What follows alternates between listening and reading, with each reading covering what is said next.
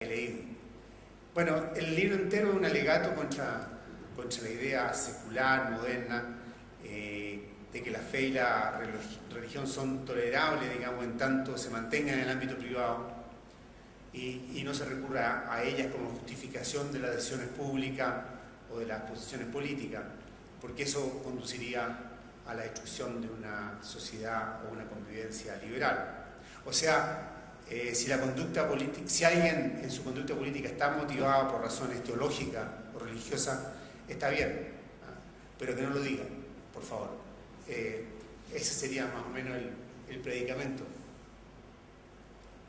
El autor obviamente impugna esta noción desde dos puntos de vista hasta donde yo logro entender. Y que me excuse si simplifico demasiado. Primero dice que en verdad toda acción pública está movida por cuestiones,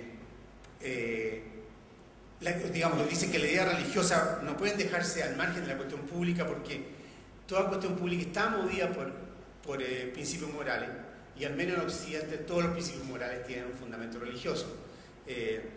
Entonces lo que hace la modernidad, dice el autor, es secularizar los estándares morales cristianos. En otras palabras, no es que el secularismo abandone la religión, sino que la religión por otros medios, vale decir, sin la iglesia y sin los sacerdotes, pero los principios están presentes.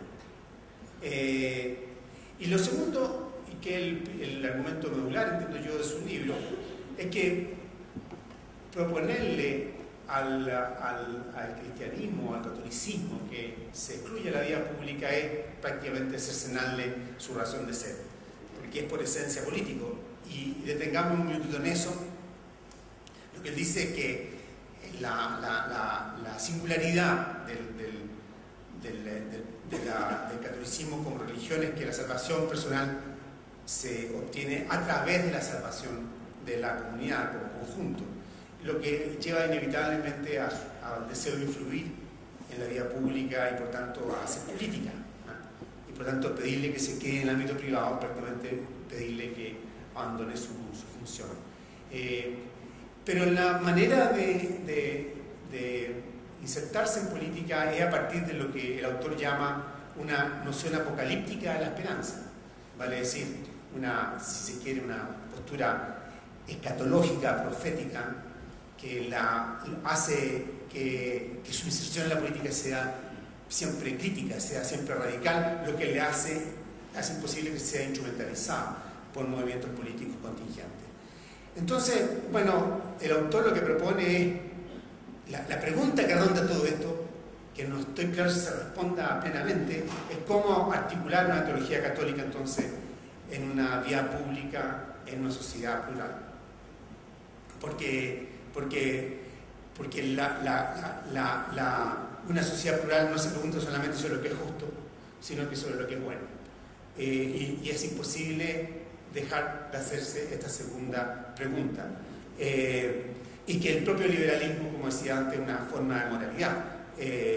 Y la vida pública no es solo un espacio de contrato o de intercambio, es también un dominio, como el autor dice, donde las diferentes concepciones de lo bueno y de lo bello, fundamentadas en la religión y la moral, mutuamente se permean y se redefinen. Yo no puedo estar más de acuerdo con todo esto. De hecho, esa noción de dejemos las creencias y la moral de lado, y vayamos solamente a los argumentos racionales, no es más que una manera de imponer una moral por sobre otra, y es, en cierto modo, lo que hemos vivido durante mucho tiempo, digamos, y a través de una suerte de fetichización de la técnica, de la tecnocracia y de los tecnócratas como conductores de la cosa pública, y la sustitución de la política, que siempre entraña algo de valores, de creencias, por las políticas públicas, que parecen desprendidas de todo aquello.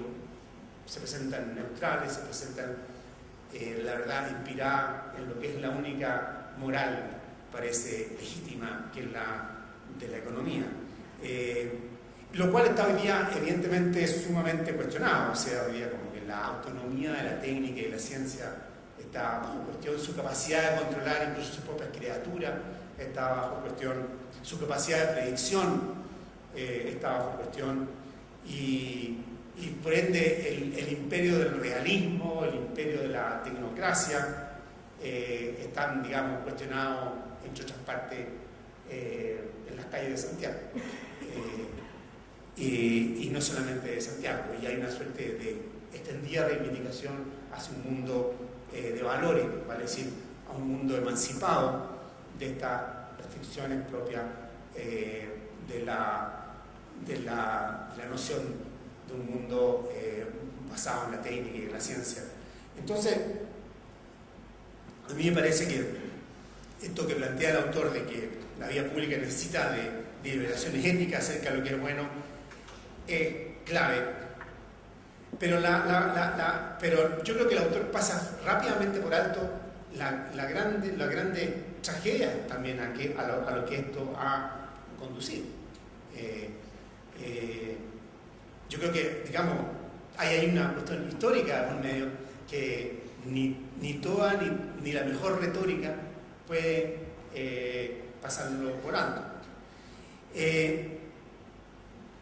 Yo creo en el sentido que la cuestión no está, como decía antes, en dejemos la moral de lado y vayamos y quedemos solamente en los argumentos racionales, sino que hay que preguntarse, me parece a mí también, de qué tipo de juicio o de qué tipo de postura moral se trata. Y yo me encontré hace unos días atrás con un artículo, un librito de una filósofa francesa que se llama Émilie Hache, y otro artículo escrito con Bruno Latour, y que un poco lo que ellos se preguntan es, digamos, la cuestión es la siguiente: cuando uno fundamenta las decisiones públicas con juicios morales, el gran problema es que se vuelven muy difíciles los compromisos, porque normalmente ese juicio moral, digamos, la manera de afirmar la moralidad de las posiciones propias es, en cierto modo, descalificando, aún involuntariamente, tildándolas de inmorales o de menos moral que las mías, las posiciones de aquellos a quienes se contradice, lo que hace muy difícil el diálogo, y hace muy difícil esto que Latour llama esta composición de un mundo común a partir de las posiciones de los diversos actores involucrados en una controversia. O sea, y de hecho el mundo está hoy día inundado, por cierto, de controversias que tienen este carácter, donde lo que está en cuestión es la validez moral del contradictor y su intención es moral, y que eso, por lo tanto, impide toda atención incluso a su argumento. Entonces, Émilie Hache, como decía, hace una distinción entre lo que ella llama moral y moralismo, en una corriente que entiendo que se puede llamar algo así como la moral pragmática. Y lo que me resultó bien iluminador, y por eso lo saco a colación acá, porque la cuestión, ¿no es cierto? Ustedes son mucho más entendidos que yo en esto. Las opciones morales entre el bien y el mal son relativamente simples. Las difíciles son aquellas entre dos bienes morales incompatibles. Vale decir, instrucciones que todas pueden ser justificadas moralmente y son justificadas moralmente. Qué sé yo, cuando tenemos que elegir qué especie salvar, digamos, entre todas las que están amenazadas por la extinción, ¿no? Es un típico tema del mundo ecologista.